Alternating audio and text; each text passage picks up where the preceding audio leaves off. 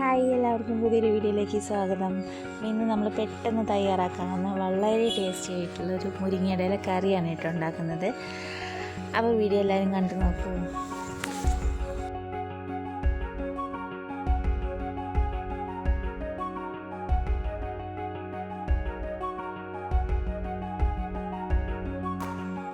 അപ്പോൾ അതിനായിട്ട് ആദ്യം പരിപ്പ്, പച്ചമുളകും മഞ്ഞൾപ്പൊടിയും ഒക്കെ ചേർത്ത് വേവിച്ച് വെച്ചിട്ടുണ്ട് കേട്ടോ. അപ്പോൾ അതിലേക്ക് പിന്നെ നമ്മൾ മുരിങ്ങയുടെ ഇലയൊക്കെ നന്നായി കഴുകി അതിലേക്ക് ചേർക്കുക. പിന്നെ ആവശ്യത്തിന് ഉപ്പിടുക.